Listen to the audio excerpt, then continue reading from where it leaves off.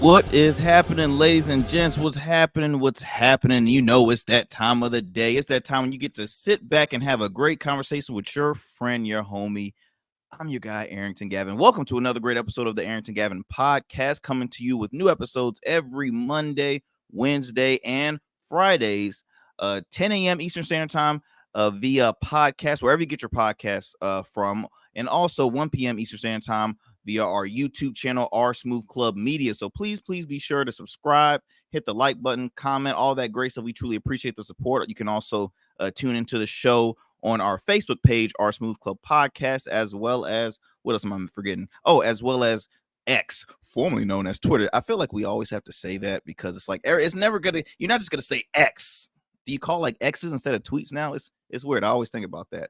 But look, guys, I'm so excited because I told you from the beginning, the kind of person I am. I'm a youngin', but I always love to stay informed, and I recommend everybody. We always have to stay informed when it comes to what's going on in our local communities, as well as on a national standpoint. I'm talking about politics. I know you're thinking and you're looking at me like, oh, Arrington, I don't like politics. I don't like getting into it. Well, damn it, you have to, because at the end of the day, every freaking thing we do in life, guess what? It's going to come around to politics one way or the other. And as a fellow small business owner, entrepreneur, look, I'm always in the mix of things. I always have to be aware of what's going on in my community, in my backyard. If you see an issue with anything, guess what? Politics comes to play, because when we talk about voting, remember we talked about that in the beginning stages of this show. So I'm very excited because I'm going to be doing a series, guys, of bringing on some of my good friends that work in the field of in the community, as well as on the political standpoint, right? They're not all politicians. First of all, let me break it down for you. You don't have to be a politician or to really understand and have work in politics. Community activists, at the end of the day, are some of our politicians and some of our heroes that make those changes and that help bring some guidance, because they have to keep those people in office afloat. You know what I mean? So I'm very excited because I'm bringing on a variety of guests and people that I'm close friends with, people on both sides of the aisles, because at the end of the day, I always tell you, I'm a middleman. I don't ride with the herd. I'm friends with everybody. I'm a social butterfly. Did y'all like my little smile? Yeah, no, okay, I'll stop it. Anyway, I'm excited to introduce my first guest of this series, Miss Melissa Lukeson. She is a community activist and business owner, and I'm just so excited because let me tell you something. Look, she's a pistol now. Don't get on her bad side. I'm gonna tell you right now. She has some viral videos speaking nothing but truth and facts to people, like right in their faces. She's not scared. She's not scared. I'm like, oh, Melissa, I don't know. I don't want to get on your bad side. Well, look, I have her on the show, so let me bring her on. Let me bring my friend, Miss Melissa Lukeson. Melissa, how you doing, my friend? I am fantastic. What a wonderful presentation. I'm very honored. Thank you very much. Look, I'm just so happy to have you on. You are someone I, respect. I love the passion that you bring to the community here in Hampton Roads. And I'm just excited to have you on because I know you are not going to pull any punch. You keep it, you keep it real. We're unfiltered here. So, hey, look, that's what I want. I want to bring the authentic, and, I want people to understand and really be informed of things that they probably don't see in the news. Because let's be honest, like, the news is really going all around the place. You can't just go to your, mainstream medias like the Fox News, the CNN, the MSNBC, really stuff that you just turn your TV to. That's really, they're not providing you all the proper information. I'll just say it like that. And they're doing it in small increments. So I'm excited to have you on for the folks who's unfamiliar with Miss Melissa Lukeson. Can you give us just a little bit about you before we get on to our convo? I would love that, actually. And part of that reason is because I want people to understand that understanding what's going on in politics, you don't have to have been following politics your whole life. You don't have to be, somebody that's really participated in political or community activism to really understand what's going on. Like, I didn't know. I started paying attention to politics when I was in about 2019, and it's because my stepmother and I got into an argument. And Juicy. Tell us. And I knew some of the things she was saying was not true, but I didn't No, I wasn't informed enough to like combat her talking points. Got you. And it frustrated me. And I was like, that'll never happen again. And so something that I do own a tattoo studio in our community. And so a lot of people in politics only know me as that. But what they don't realize is that I had a very, very successful sales career in the financial services industry for 14 years. And when you said, there, I definitely, if I had a nickel for every time somebody said, I don't want Melissa mad at me, one of the things that they used to say about me, my competitors would say, is that they could tell where I had been based on the path of dead bodies along the road. So I definitely have a reputation. But this is the thing. I only speak the truth. I mean, I was very respected in the sales community. There are people in politics that do not like me, but I don't think there are a lot of people in at least local politics that don't respect me. And you don't have to like me as long as I have your respect, because you might not like the things that I'm saying, but you know that I'm going to be honest with you. And I'm not going to speak about something that's not true. And so that was what frustrated me. And so I started paying attention, and I started paying attention on a national level. And that's kind of where I started, which I feel like is kind of where everybody starts, I feel like this country is also super focused on like presidency. And while, yes, the presidency is important, I love to talk about local and state politics because those are the seed seats. Like your local politics, your school board members, your city council people, I have learned that these are the people that are the seed seats for our state government, which actually make the laws in our state. And then those people then end up going on to federal seats like Senate or Congress or president. And so it's, we don't talk enough about following local. So I started with like federal, and then 2020 happened, and my world was like super rocked in 2020 with George Floyd, with the presidential election, everything that happened after the presidential election. And I'm like, I have to get involved.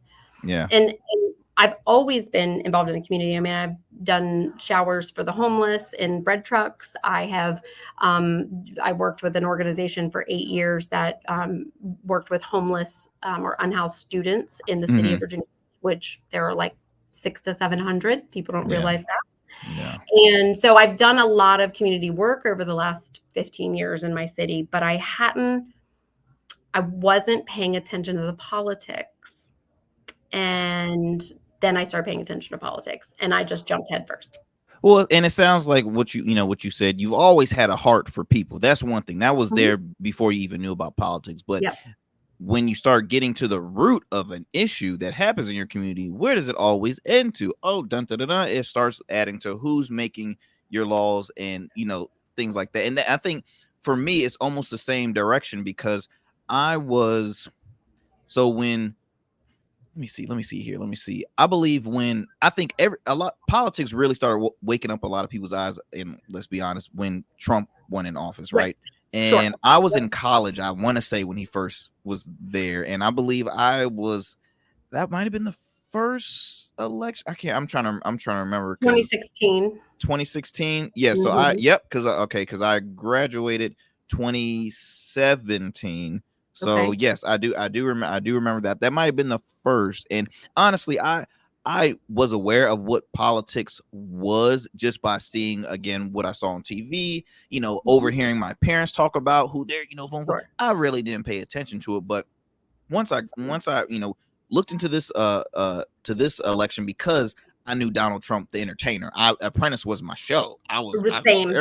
So it's like, okay, I'm familiar with this. Wait a minute, he's running. And then when I graduated, became a business owner, I started getting more involved because I'm a big advocate of networking, right? And a lot of networking events, you meet the same folks, whether if it's a campaign event or whatever. So I started really getting more involved and coming with an understanding. Okay, wait a minute. If I want to help, be a blessing to others, or if I want to, do something in this community, I have to really know everybody, their position, yada, yada, yada. So that's kind of like how I, I'm still continuing to learn. And that's why I have, friends like you and friends, like I said, friends on all aisles. Again, I'm an independent. I've always, been vocal about that. I think a lot of young people are always either on the undecided, side. We really just say, okay, look, it's kind of what our parents, a lot of times we kind of just go as we're younger, it's like what your parents, and then, you make a leap, whether it's that you make a leap to inform yourself or you are still just conversating with people inside. I mean, I'm with you. I mean, I am a leftist. I'm not a Democrat. I am a leftist. But I understand that I have to meet people where they are politically. Exactly. And I was a Republican. So, I mean, technically, technically I was a Republican, right? And for a lot of people, especially in the conservative side, I'm a little bit of an enigma because I was a former military spouse. So I have 11 years I know what that's like living as a military spouse. So I'm very informed on, that section of our society. I'm a small business owner. The big thing with community work for us is my husband and I have always said, we have a business in the community and it is our obligation to contribute back to our community as business owners. And we've always had that philosophy.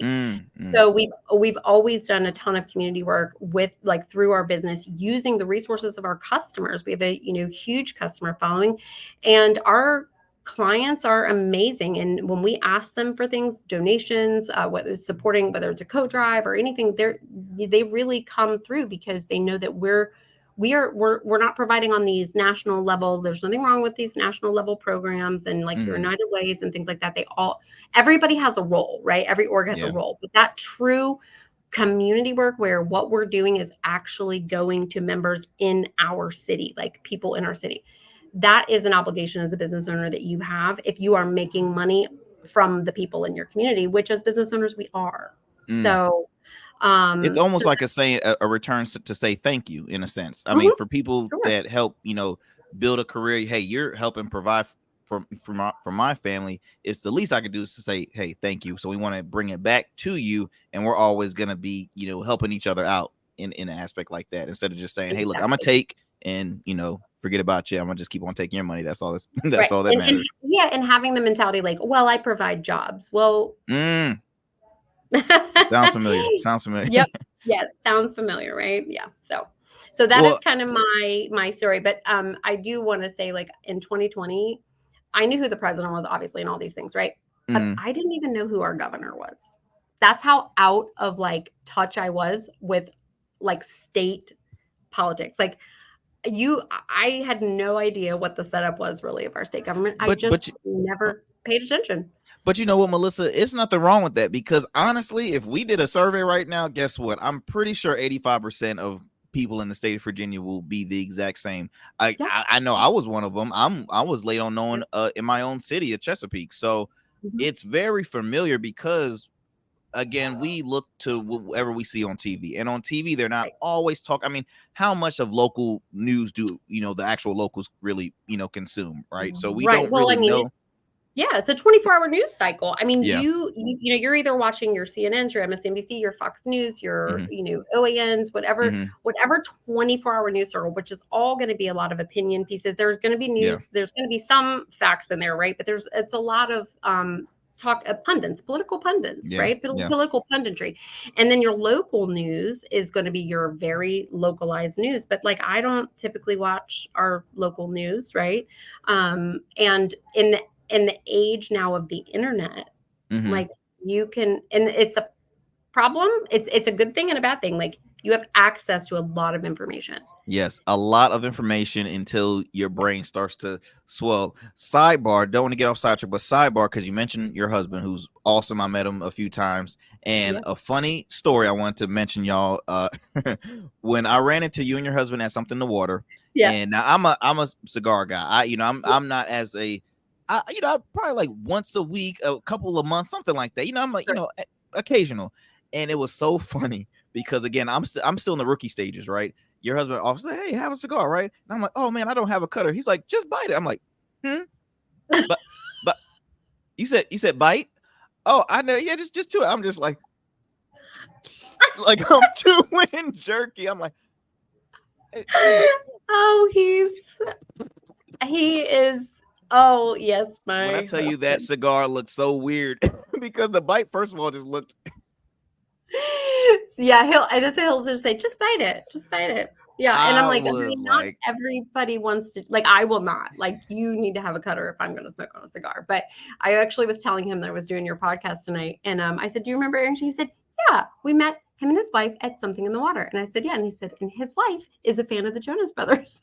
that is So, absolutely right. That is absolutely yep, right. yep, She yep, still talks about that to this day. And yeah. I'll give him props. Hey, I enjoyed myself too when the Jonas Brothers came. I mean, that was kind of like our Mhm. childhood. But Look, I cannot stop. I said I have to tell Melissa this because oh, my that is wife so laughed at funny. me, and I was just like saying, I wanted to act cool because he was just like Yeah. saying, just bite it. I'm just like, My no. husband's command is strong too. We believe in like strengths finders, and I in sales I used to do a ton of like personality assessments and things like that to help our salespeople. And one of his strengths is command, which is presence. It's also Mm-hmm, mine. We mm-hmm, both actually have command as our top strength, which is presence, right? mm-hmm. But his command sometimes can be kind of bullying because he's like, "Here, take this piece of pizza," or "Here, take this cigar." Well, and you And know, people are like, I never felt, I didn't felt intimidated. It was just so funny because like I'm a, I was a private school kid. I'm a suburban preppy kid, right? I'm the preppiest person you can meet, and so I'm like, let me act all cool. This guy got inked up, got pickled. Like, face all tattooed, I'm all taking this stuff out of my teeth. I'm like, yeah, that there trying to goes. trying to do it over here on the I'm side. trying to act all cool, and I'm like, oh god, did I just do that? Oh, But I just had to mention that story. So again, love shout out that. to your husband for being awesome and for offering me that, because I did. I was craving a cigar while I was out there because I'm like, man, I want to do It's so something, just enjoy nice myself. out there. Got a It was cigar. such a great time, such a great time.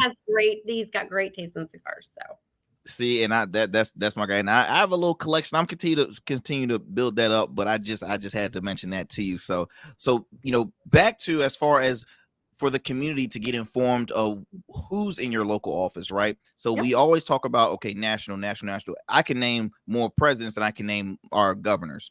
We yep, see now, of course, I'm encouraging more people to to get involved. Hell, I didn't even know our .gov, our websites, right, where you can see all of our different committees, because it's not always just on higher levels. Especially in our community, we no, have so many different. You got your school board, your council, you have literally like maybe six different committees that's yep, involved out there too. So it's very important to to get informed, y'all, and to have an understanding of what is going on in your surroundings, because again, it's easy to complain about things. It's right, extremely easy.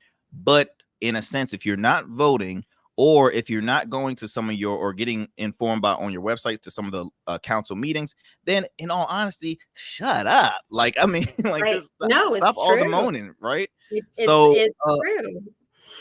and so Mhm. I want to kind of get it going with some of these big elections. Let's start on a local side. Well, Mhm. actually, no, let me take it back. So after you start to have an understanding of what kind of goes on, where did the passion go? Because you did say initially you were a Republican, now you're considered a leftist. So can we talk Mhm. about like that change, that transition? Yeah. Where did that all, how that all start for you? Um, so basically, I was raised in the Midwest in Mm-hmm. Ohio until 1988 when I moved to Virginia.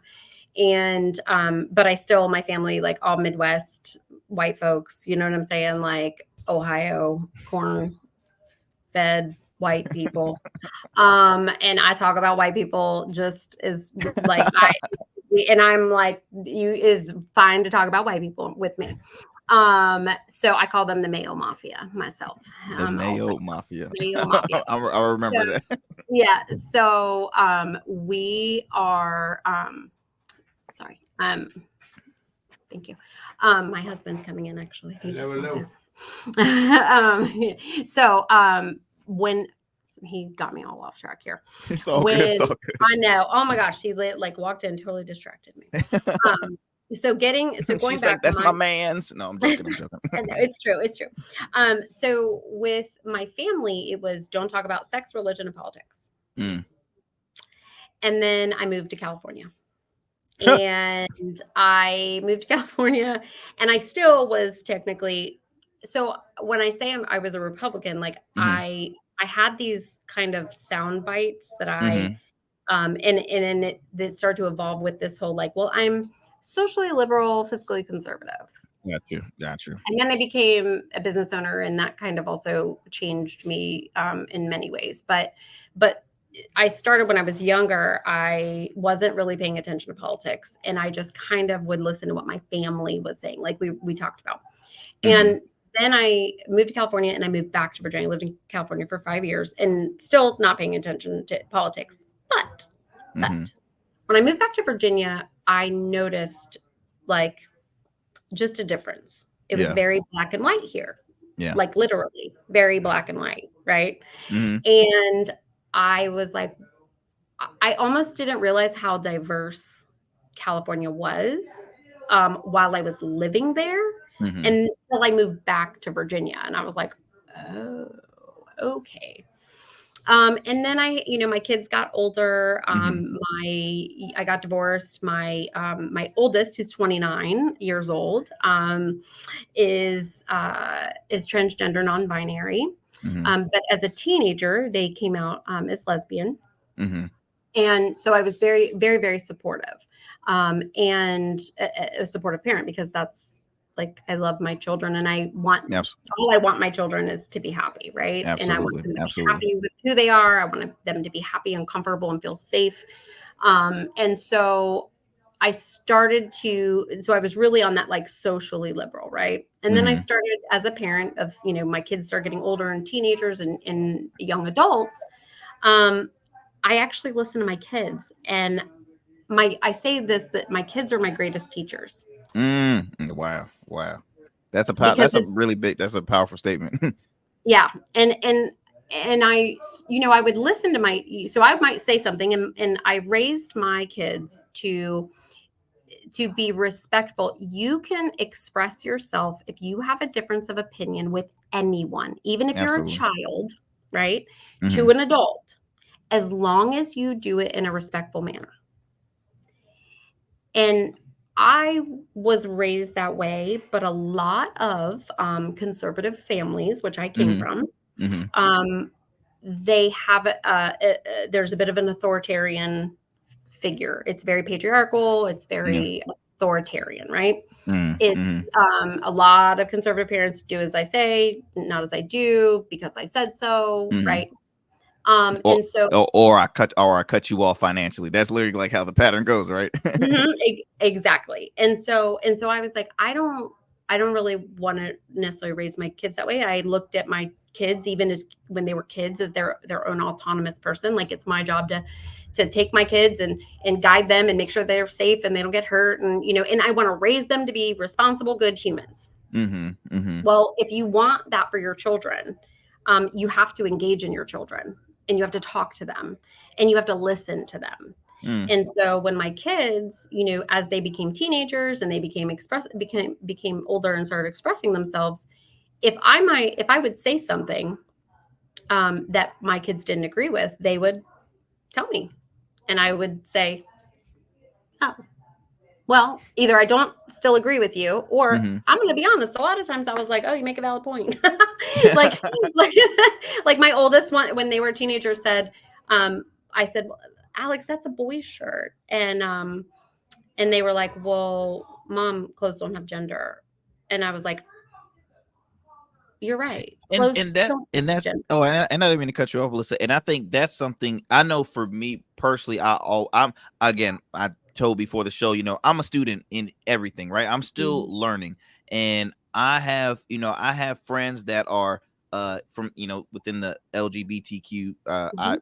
excuse me, again, I'm still Yeah, learning, well, but LGBTQ plus, we can, a yes. lot of people, So yep. I'm still learning that. And I am an individual where I truly do believe that everybody should express their true self, never feel, let go. Because at the end of the day, look, I'm an African American. I might have not been existing during the original kind of civil rights era, but I do know when it comes to discrimination, hey, look, it happens.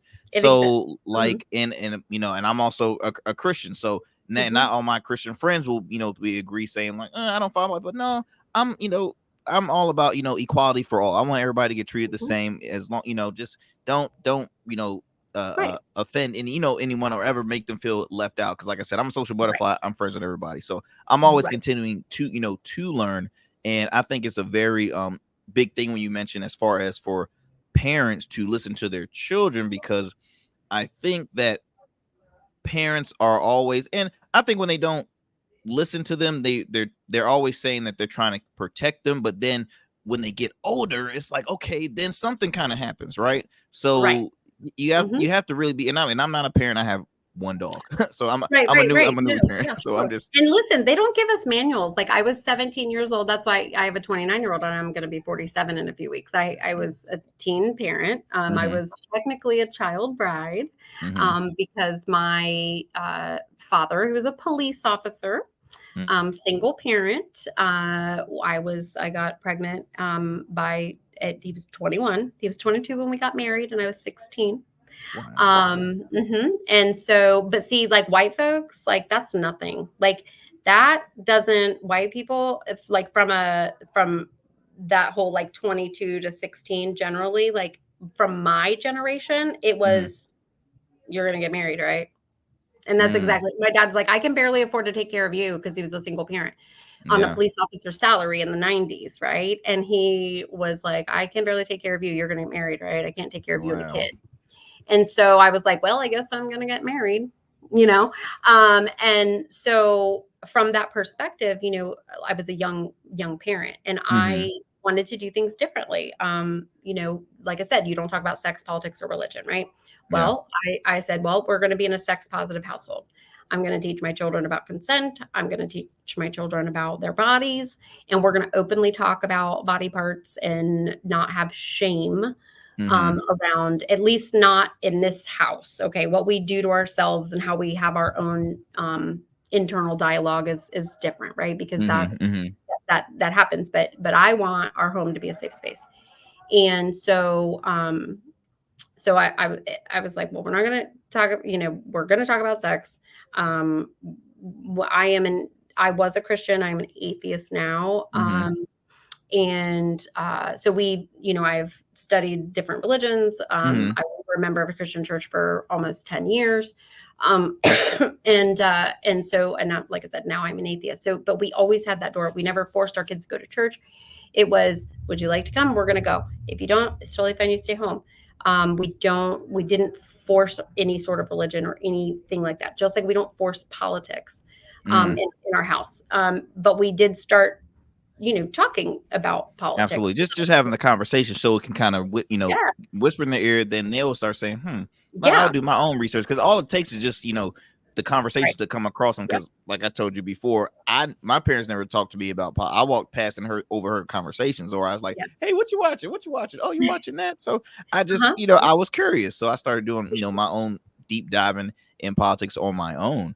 But Mhm. no, I think that's extremely important, for what you said, especially with with the upbringing, seeing where it led you to now.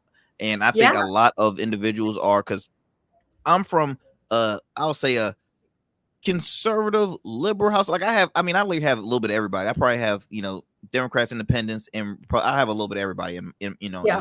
in my family, my close knit Yeah. family.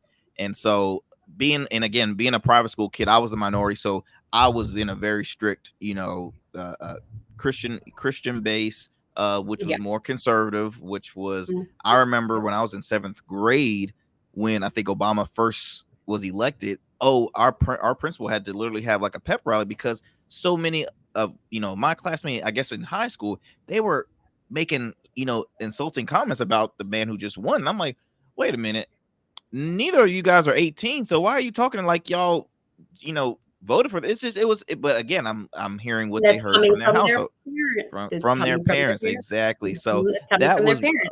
that was a little bit of like how the upbringing was for me, because I was always the minority. But I was a social butterfly. You couldn't, if I would speak on character first, and I've always said, look, at the end of the day, treat it like sports. If you want to vote a captain, what's the first thing you're going to look at? Character. Y'all can't say, hey, the Obama races, both of them, their characters were sharp. I mean, McCain's Mhm. character was sharp. Yeah. Obama's Agreed. character was extremely sharp. Agreed. Palin's not sharp, not Nope. so sharp. But Nope. Yep. but then with the Mitt Romney. So I've never had any like back and forth with my parents, or we Mhm. might have had, actually I take that back. We've had certain, disagreements on things. And it was, I've had disagreements with my friends as well. And it's just, Right. again, as long as you agree to disagree, then I feel as though that's where it should always be. I think now we're living in a stage where it's only this side or the wrong side, and it Yeah. shouldn't really, be like that. And it can get difficult because the Well, stuff I that they mean, have. fascism is really, we're, in my opinion, we're in the slow creep of fascism, and Mm, and and mm, and I think that that's where, yes, you're right, it is very polarized, yeah. right now. But I think one of the reasons, I was just talking about this last week at a coalition meeting I was at, that my generation, which Mm-hmm, is different from your generation, my mm-hmm, generation, we grew up, and um, especially white people. Okay, it's called the polite right. mm, In the 70s, when the politicians had to essentially start the Southern strategy, which was covert racism. mm-hmm, So from a society perspective, it's no longer acceptable. Okay, in the late 60s and early 70s, it's no longer acceptable to use those words that we've been using for a really long time during Jim Crow and all of these things, right? mm-hmm. It's no longer acceptable to use these words. So we have to we have to do this covertly. So we do this through policy. Okay. And so, I mean, that's a whole other conversation, but that where You're we're always welcome back. We're gonna have some yeah. part twos and threes. So right. So, but having said that,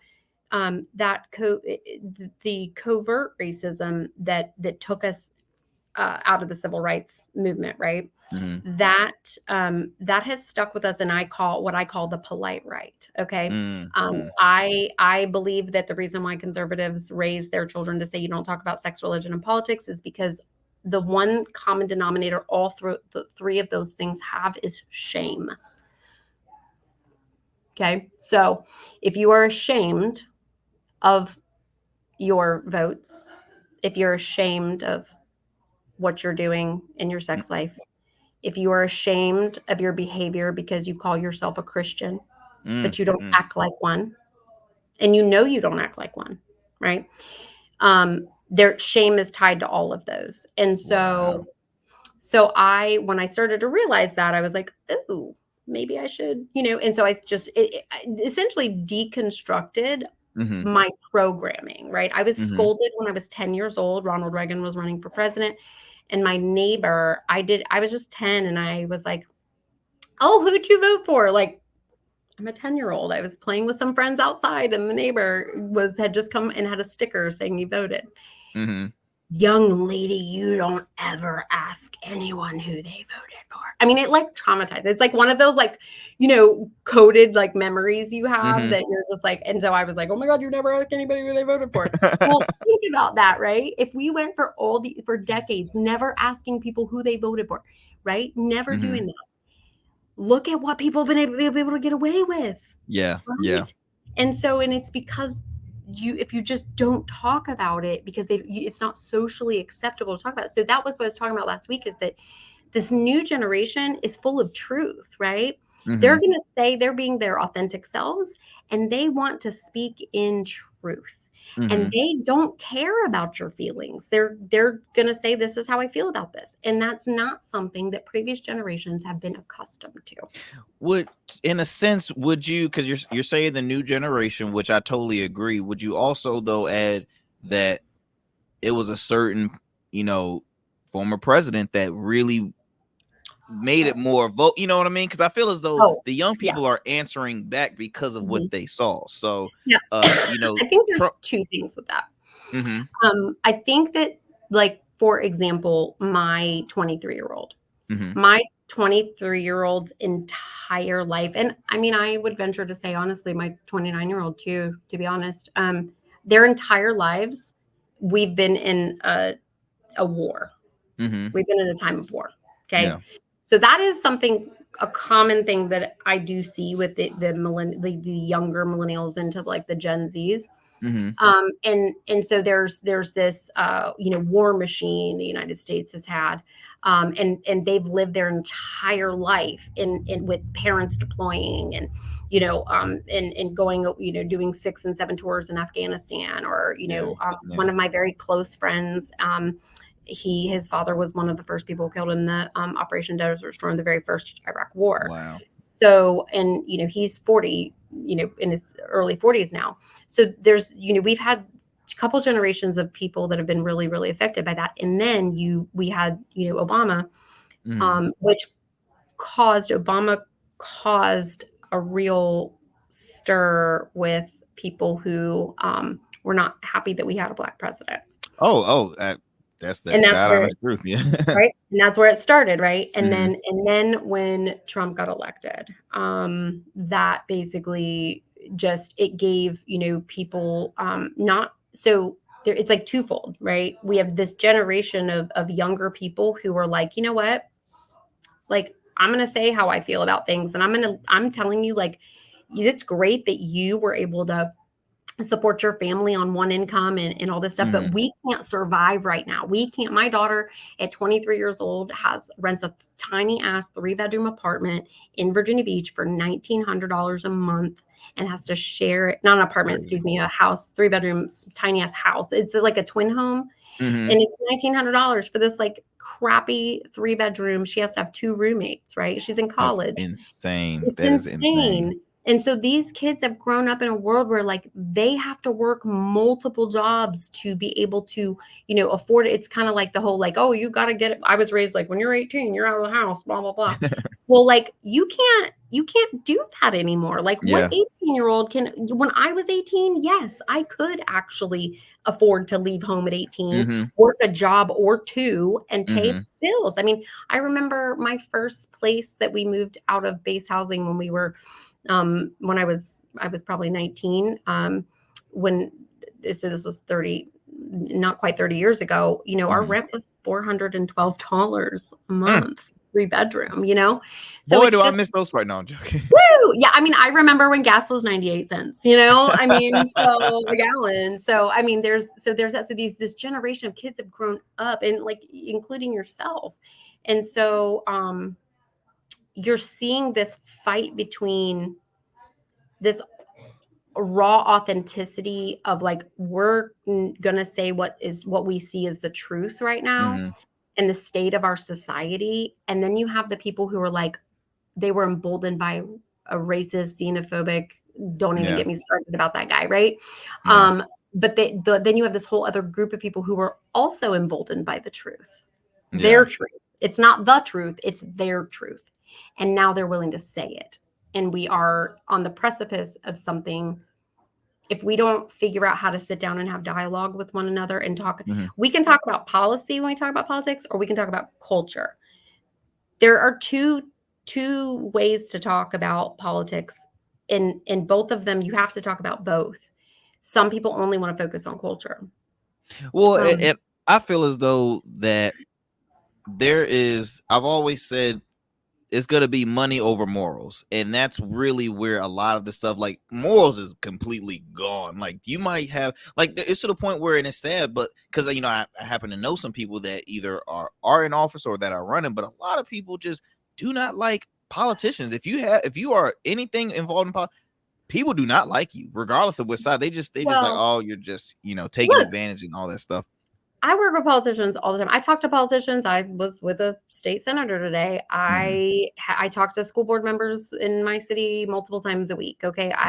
One of the things that I want people to understand is how easily accessible politicians are. There's this weird thing in our society where like somehow the politicians have gotten to where they put themselves like way up here and the people are kind of down here. Yeah. And then like the people that are surrounding the politicians are like fawning all over them, and they're like boosting up their ego. And I'm the person, like I'm the one that comes in to be like, you ain't shit. Like, let me tell you why you ain't shit. Right? And I don't care if you're a Republican, I don't care if you're a Democrat. If you aren't shit, I'm gonna tell you. Okay. And I'm not afraid to say that. And I'm gonna say it in an intelligent, I might come at you with some cuss words and stuff too, but like but you're not going to mess with me on policy. Like if I'm going to come to you and fuss at you about something, I'm going to have a good reason behind it. Well, and I think that, I'm sorry. No. And no, but it's just there's a lot of power and a lot of ego in politics. And so it makes it very difficult. And that's why people get burnt out on working with politicians, because of the ego and the infighting within their own parties, the infighting Democrats and Republicans, both of them. Well, and I think too that politicians now forget, you are a servant for the people, right? Like in a sense, I'm not trying to say, like, hey, you're our slave. No, but you are supposed No, to serve the people. that We're is the correct. ones that are getting hurt by dumb decisions you guys do off of. I mean, Mhm. it's crazy. Yep. You brought up just the price of the cost of living being so expensive now, because I definitely want to talk about let's get with our local elections going on right now. So you're very Mhm. vocal, you're very big, and have your hands busy with your city of Virginia Mhm. Beach. Let's Yep. talk about some of these elections we have going on. So I know that, and we have the Senate election going on between Democratic current Virginia Senator Aaron Rouse Mhm. Yep. and the on the Republican side you have Kevin Adams, who they actually Yeah. both actually had a election not too long ago Yep. There was a to fill in special the seat election. for the special Yeah. election when I believe Jen Kiggins when she won her congressional Mhm. seat. And Yep. so Aaron, as of right now, he's currently the senator, it was a very close race. What's your take on how this race is looking, and as far as like what are some of the just Yeah. in your opinion? In my opinion, Mhm. so Aaron Oh, and and I didn't mean to cut you off again, but mhm. I did want to mention at least what some of these both candidates are uh, Mhm. fighting for an office. So I have Kevin Adams first. It says his platforms. I'm just reading off his website. Yep. Okay, good jobs and skills for everyone, supporting our veterans, cutting waste and lowering taxes, ending indoctrination, improving education, and safe and secure Virginia, better roads, tunnels, and bridges. It's a lot. I'm not going to read all of that. Let me go to Aaron's. And Aaron's is simply, okay, we have economy, education, healthcare. Just wanted to kind of throw that out before you, going. So, Yeah, yeah, yeah, yeah. So excuse me. mhm. So with Kevin, Kevin is, I guess he is, uh, he's self-employed. He was in the Navy, but he has Yes, retired military. Yep. nine children. His wife, I believe, stayed at home, raised the kids. So he's coming from a very, very traditional background. Mm-hmm, He mm-hmm. is very conservative. Yes. And if he is elected, he 100% will vote for taking away reproductive rights in Virginia. So Virginia is Mm-hmm. the last southern state, literally the last southern state without major restrictions that have been placed, whether it's a 6 week, whether it's an all out ban to include no exceptions, all the way to like a 6 week ban, which most women or people with uterus, they do not know that they're pregnant Wow. until Wow. after 6 weeks. And so the current administration in Virginia, I mean, he's made it very, very clear at this point that they're going to Mm-hmm, be pushing for at least a 15-week. But I'm going to mm-hmm. be honest with you. Um, I think the 15-week is because they're like, we can get some of those swing independent people that have voted on both, for Yeah. Republicans and Democrats. If we stick with 15 weeks, that's something they think they can reasonably sell. But I do believe if Kevin Adams, for example, were to take Aaron's seat, Mm-hmm. that they would vote for a 6 week. I think that the Wow. 6 week is honestly on the table in Virginia. I don't think that they will ever publicly admit it. Mm-hmm, They will wait until they see what the results are. There's just a whole lot of moving and shaking with these elections here, with these Senate races, because mm-hmm, there was a very slim majority in the Senate. mm-hmm. And that was we solidified that with, Aaron Rouse. Aaron Rouse's win. Mm-hmm. And that special election was in January. And that was, I mean, it was tight. Like, I mean, Oh, it was, I was there. I was actually there. yeah, It was funny because yep. I was at a previous radio station before, and I left the station, went right there, and because Jennifer Rouse is a really sweet, good friend. Aaron, I know him, just met him a few times through Jennifer, Mhm. and yeah, it really was tight. Because I will say this, Aaron and Jennifer, another sidebar, Aaron and Jennifer are individuals who I always admire, and they could have been Republicans. I could care less. They are young individuals, that are really making a difference. And people, like, it's just, you don't Yeah. really see a lot of young people really getting really involved in politics, because that's another thing, when it comes to term limits. That's another another story and conversation, Yeah. because I'm very Yeah. vocal about that, very vocal. Yep. But Term limit. it was, they're doing great stuff in their community. And it's I admire seeing young people, because again, Yes. for somebody that is very new, and then for friends of mine that are very unknowledgeable when it comes to politics, I Mhm. think they look up to young people a little more, because they have a better understanding. Like, okay, I Yeah. follow, I catch it. So just had to Well, yeah, throw when that you out see, I there. mean, we currently have a gerontocracy, like in our Mm. federal government. It is literally a gerontocracy. Like the average age is like over, like, what is it, It 70% or is something? It's over the it's age of insane. 65 or something. I It's mean, it's insane. crazy. And so we, we we need more young people getting involved. Jennifer, total sidebar, she's our councilwoman in Virginia Hmm. Beach, Jennifer Rouse. So they, I don't know if you know this, but they met voting, which is That's funny. hilarious. That's funny. And yeah, they met voting, and also Jennifer was my sociology professor when I took some classes at TCC. Wow. So that was Wow. another thing Wow. that was another thing I wanted to kind of bring up. So I'm not college educated. I mean, I've taken a few classes at TCC, as I just said, sociology classes. But I'm not. I was a teen mom and all those things. So I just went straight into the workforce. And Street smarts is the highest education, Melissa. I just want to like to point listen, that out I to don't discredit my intelligence because I'm not like educated through, higher institutions. However, let me tell I you think something. Common Sense University is the Harvard, is bigger than Harvard. So right. you Well, I mean, I think that's important for people to know because, there is a sense of elitism, I think, especially in the mm, Democratic Party, because mm, it's not that, I mean, there are conservatives, highly educated conservatives, which kind of, I'm like, how did you go to these major universities and you still act like this? It has to be over money and power, right? yeah, yeah. And so, I am neurodivergent. So Hmm. when I hyper focus, like if I really enjoy something, I hyper focus on it and I want to learn all the things. So that's what happened with me with politics. I was like, oh, this is a fun game. Ha! So let me learn about this. And I'm a lifelong learner. I always want to be learning. That's Um, great. That's a good thing. yeah. And yeah. So, but my oldest went off to college, and I told you my kids are my greatest teachers. Hmm. And the Hmm. more exposed my kids became to the world, to the rest of the world outside of our little bubble, they brought back the knowledge and things they were learning. And because we had a safe space in our home to talk about these things, my Mm, kids were comfortable bringing up topics that may be a little bit like that might have, for me, I might have pulled one of these old talking points out of my head, right? Um, talking about, I have a real problem with people talk about like people flipping burgers and like, you think that somebody working at McDonald's flipping burgers deserves $15 an hour. And I used to be the person that would say, yeah, like, why are you going to pay somebody working at McDonald's $15 an hour? hmm. And then I became a business owner, right?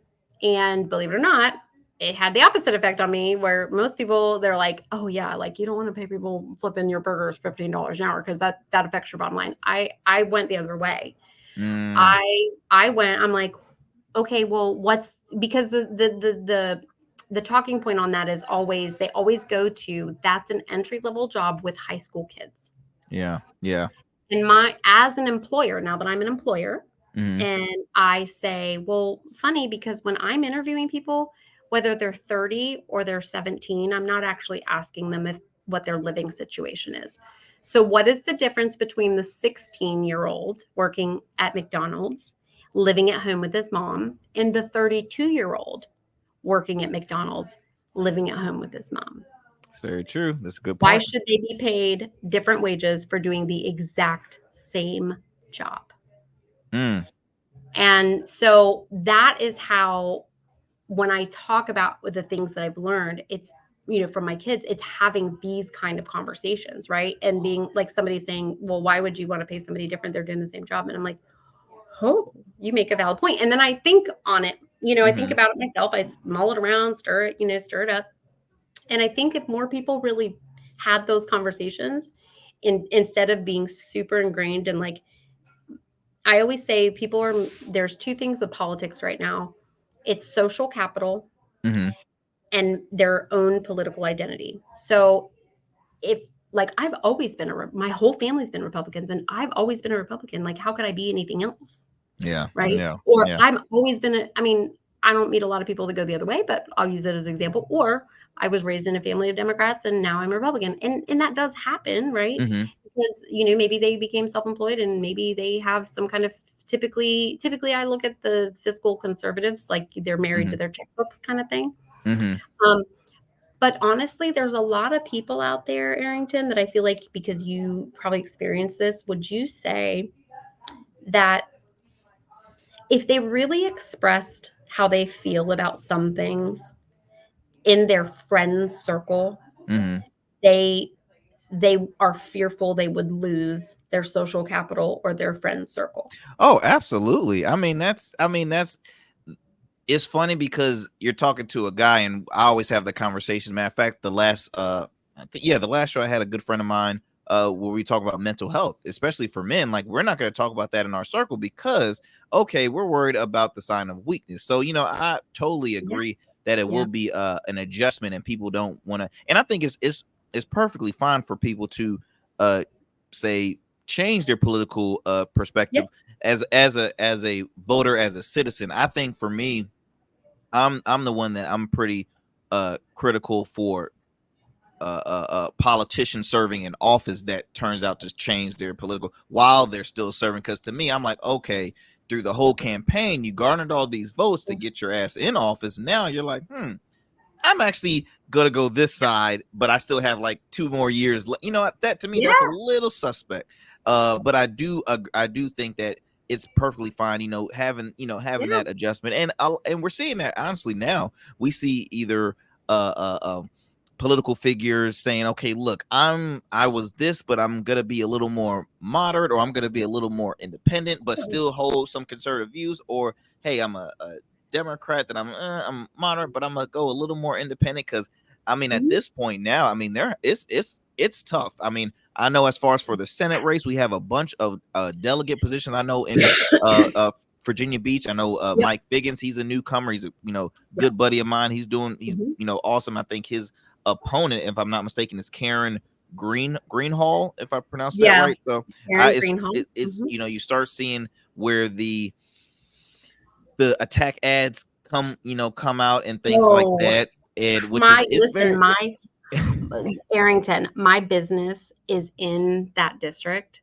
And when I go up to my front desk, or hmm if I'm here on my internet and I go to hmm YouTube to watch a video, the ads against Mike Fagans, hmm they're like these like fire and brimstone, like "Rah, like the devil, blah blah," right?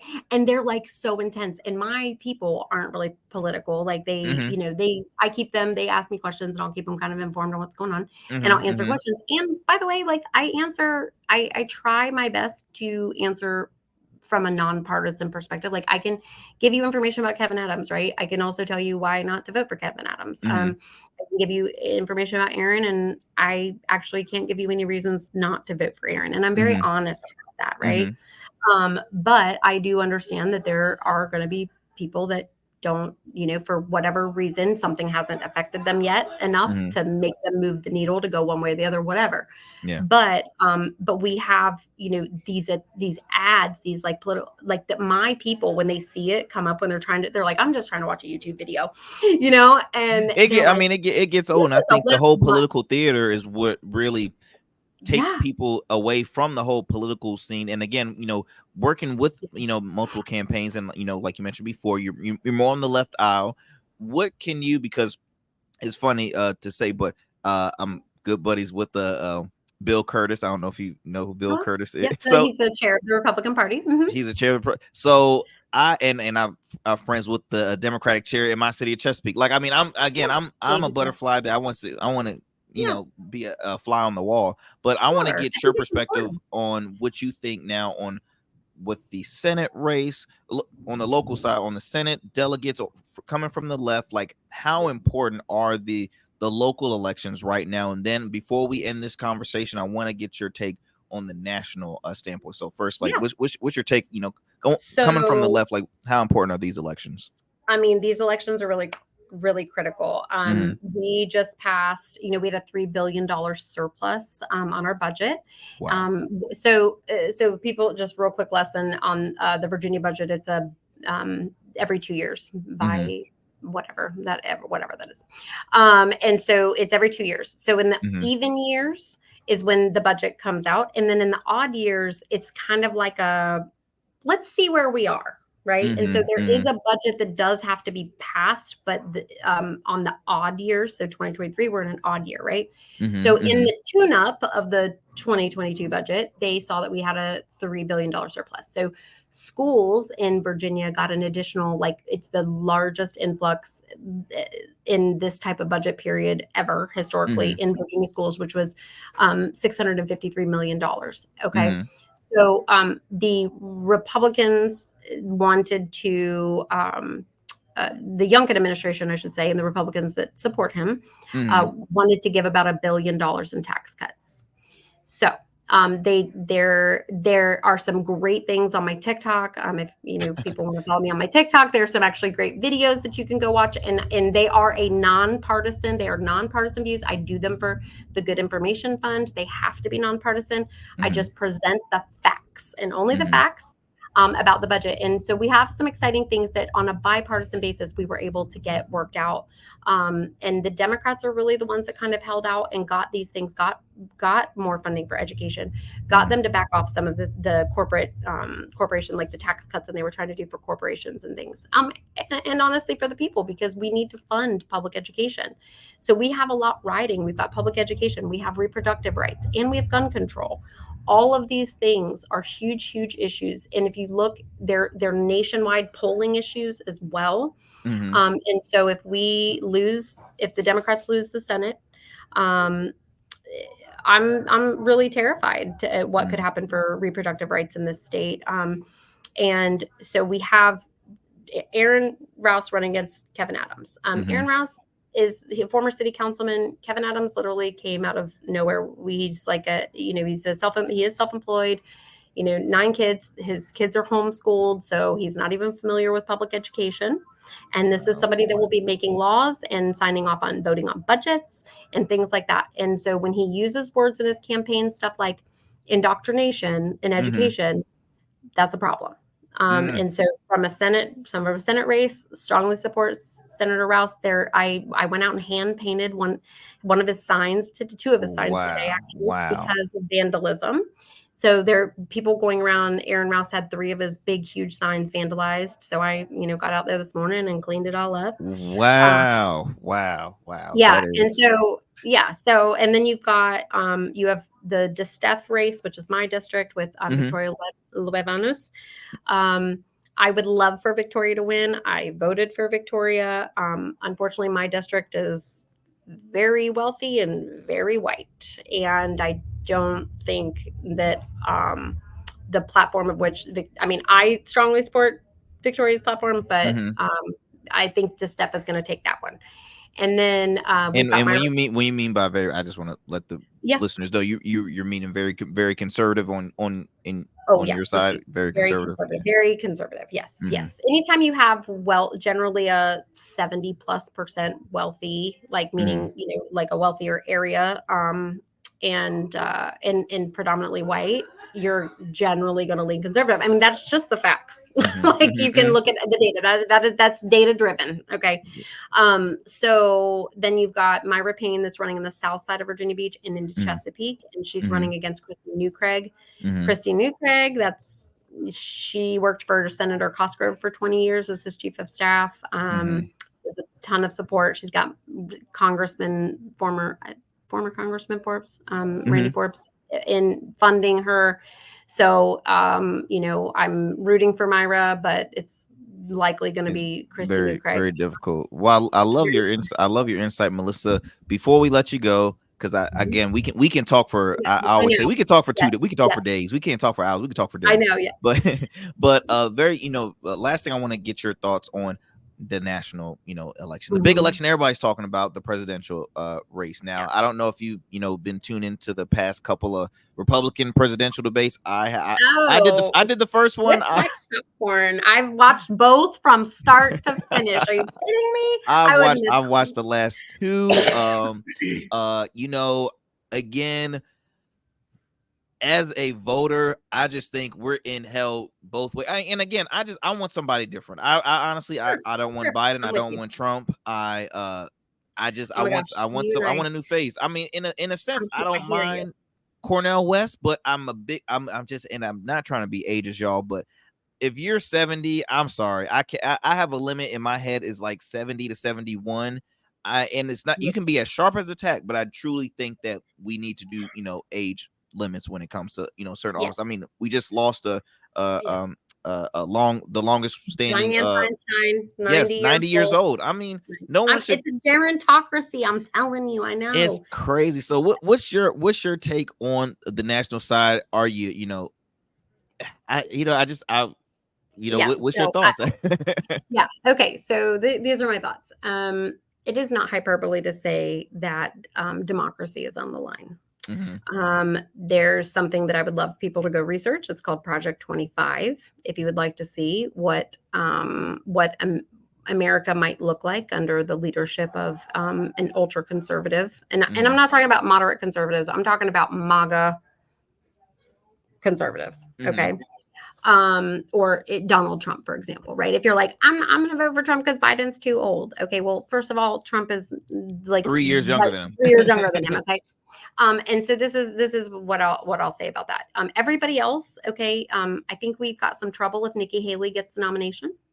I think the Democrats might be in a little bit of trouble if somebody like Nikki Haley gets it, right? You have a woman, she's younger, she's in just for the record, I'm in agreement with you on the age situation, okay?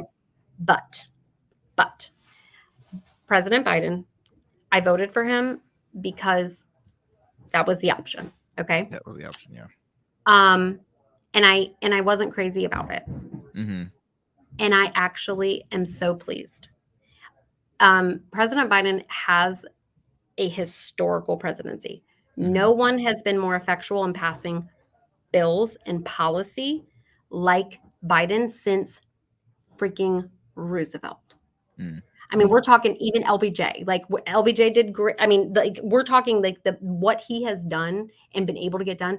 And one of the things when we talk about with term limits, yes, he's been in for a long time, but how do you think we're able to get this stuff done with such a divide? It's not as divided in the Washington politics. It's political theater, right? Because stuff is getting done. And so the reason why stuff is getting done is because why he's old. There are all these people in place that make this happen. He has an amazing team of people, and people are too focused on the job of the presidency like it's the end all be all. It is not. So would I rather have Joe Biden in there at 82 years old and Kamala Harris sitting right next to him? And if something happens in office, and while he's in office, Kamala Harris takes over, whatever happens.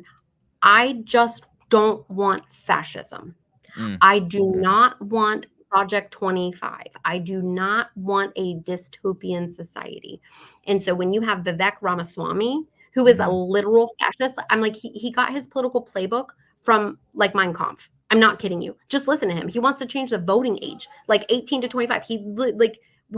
You literally want to disenfranchise voters. You want people to be able to take a bullet for this country and he's honestly not a fan favorite from the other Republicans because they're like, okay, who is this outsider? And they're not a fan of him. No.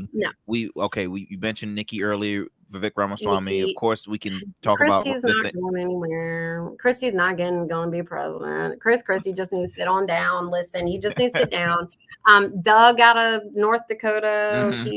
He's south of whatever. I think it's north. I can't remember if Christie's north and south, whatever. But Doug is. I actually kind of like a few things he says, but he's not got a shot in it either. What about now? Set behind Trump is Florida. Ron DeSantis. DeSantis is tanked. He's not. DeSantis is going to be tanked.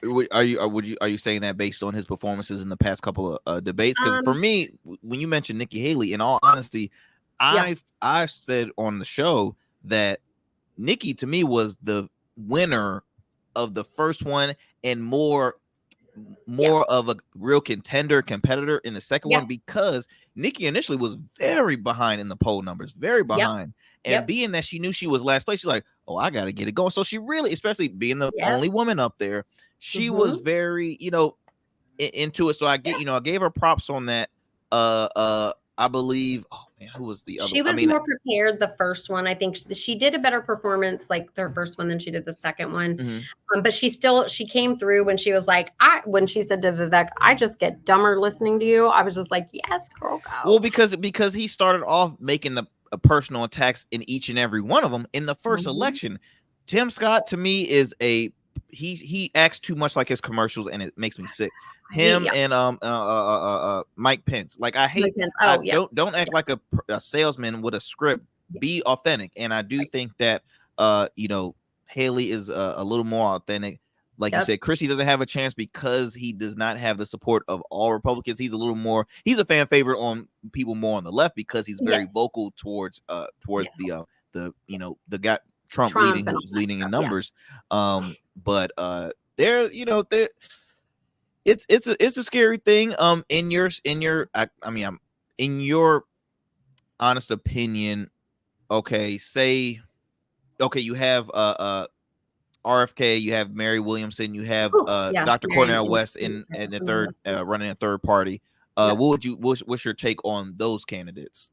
So RFK and Marion Williamson are their own mouths are getting them in trouble because you've got some anti-vax rhetoric on. I mean, Kennedy's got some RFK and his anti-Semitic stuff. And then you've got with Marion Williamson also some anti-vaxxing stuff and just some other things. There are some things that Marianne said that I'm like, I'm with you there. You know what I mean? Like I'm not. I can kind of usually. I mean, I've agreed with Mike Pence on some, like at least one thing he said ever. Yeah. There are people that I'm like, that's a good point, right? Good point. Yeah. But with with Dr. West, I really like Dr. West.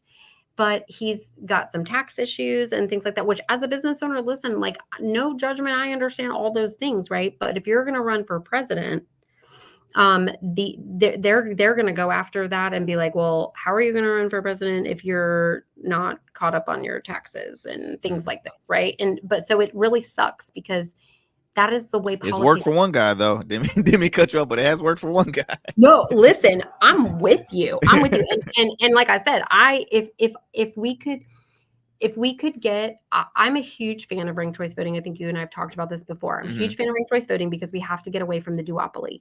We have to get away from the Republican and the Democratic Party. We have to.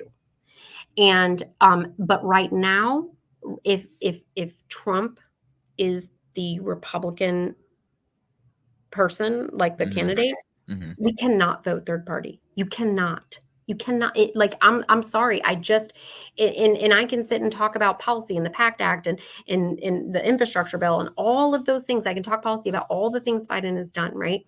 But we cannot allow the slow creep of fascism to go into full-on fascism. In my opinion, that's what would happen. We have a serious problem with Youngkin, but I think that Youngkin is going to probably announce late. He's on the 17th and 18th of October, there's a bunch of billionaires flying into Virginia Beach, and it's called the Red Vest Retreat. And they're meeting at the Cavalier for 2 days for him to do all this fundraising because they're doing a lot of pushing for him to run for president. Well, when you're looking at like the caucuses and things like that, he's missed Iowa in some of this stuff already. I think Youngkin might announce, this is what I'm suspecting. Youngkin might announce that he's going to run for president because he is getting plenty of financial support. Okay. But I think he's going to use it because there is some polling going around right now with Youngkin versus Tim Kaine. And I'm like, well, why would you be polling against a senator? So I think he realizes it's not a smart move for 2024 because people are trying to throw money at him and he's already a little bit late to the game. But if he does an announcement and then like drops, he gets that name recognition. And then he tries to challenge Tim Kaine for senator next year for the federal seat, the national seat. And Okay. then he tries to go in as a senator, and then in 2028 he runs for president. So I think that's the more likely scenario, but there's a lot of people out there that are saying Youngkin's going to go because of, DeSantis losing. I mean, DeSantis's campaign is like, it's really on his last leg. Like from a financial standpoint, he's not going to be able to sustain. Like he's kind of sunk his battleship in a lot of political pundit opinions. So I don't even think that we need to even be talking about DeSantis as much as we should be talking about Nikki Haley and Trump. You know what I mean? I do think the Democrats may be in trouble if it's Nikki Haley because of what you said. Like you said, there's a lot of people that just want younger people. I am one of them. But if we're talking about Trump and Biden, you bet your ass I'm voting for Biden. That man can die in office. Like I am fine with it. Like we're not having that, right? I feel as though that is a perfect way to end it. Bet your ass I'm voting. I might need to title that of the episode. Look, Melissa, I truly appreciate it, my friend. Again, to start off the series, I'm gonna be, you're always welcome. I have a lot more that's coming off the head, but again, I know you're a busy, successful woman, a successful business owner and community activist, and again, I truly appreciate just the friendship as well as just the insight for our listeners and viewers, because again, I want them to hear from everyone that has been involved and that's front and center with it, because for the people that are unfamiliar with the when it comes to their local state politics, I feel like it's very important that they do need to get more involved. So again, I truly appreciate it. And until next time, guys, look, Melissa and I, we're gonna chat some more after this program, but again, be sure to continue to support the Arrington Gavin. Oh, before I end the show, Melissa, how can people continue to support you and your your businesses, socials, all that good stuff? Please put your plugs. Yeah. Well, my business is the Collective Tattoo and Body Piercing, and we just love providing people with body modification services. So if you need a tattoo or piercing, we have some great people. We've got 12 artists and 2 body piercers. We're open 7 days a week in Virginia Beach. But more importantly, go follow me on TikTok. I will give you great content. It's really fun. I cuss a lot on my videos. I'm Tattoo Maven. So if you just search at Tattoo Maven on TikTok, I'm also Tattoo Maven on Instagram. So you'll get all my, takes. And like I said, I do the Good Info Fund. So I actually do, I tell people don't discount me just because I'm a leftist. Like I do give good information from a nonpartisan basis, but I also give some partisan stuff too. So so please follow me. And thank you so much. She's telling the truth. She's telling the truth, guys. I've always said, hey, my conservative friends, you gotta meet my friend. No, I'm messing. I love talking to conservatives, and I love having civil discourse, and I love talking. I love just having the conversations, because I think it's the only way we're going to get through this conversation. Awesome. So thank you for having me. Awesome. Always. Melissa, don't go anywhere. Look, guys, again, I hope you enjoyed this awesome conversation again here on the Arrington Gavin podcast, coming to you with new episodes every Monday, Wednesday, and Fridays. Again, 10 a.m. Eastern Standard Time via podcast, wherever you get your podcast from. We truly appreciate it. Also, 1 p.m. Eastern Standard Time via YouTube on our YouTube channel, Our Smooth Club Media. Okay, subscribe, hit the like. I truly appreciate it. Let's see, Facebook page, Our Smooth Club Podcast, as well as on X, formerly known as Twitter. Okay, be sure to support the great content. I truly appreciate it. And also, too, guys, be sure to tune into my weekly radio show every Sundays at 12 p.m. on WNSB Hot 91.1 FM, the Soul of VA in your city. Again, hosted by yours truly and my good friends, comedian Sarat Fox and the hustle queen herself, Michelle Young. If you are not, guess what, guys? If you are not in the Hampton Roads area, no worries. You can listen in live online at WNSB.org, or you can download the app, WNSB app. It is free. So till next time, guys, y'all be easy, stay blessed. See you next time.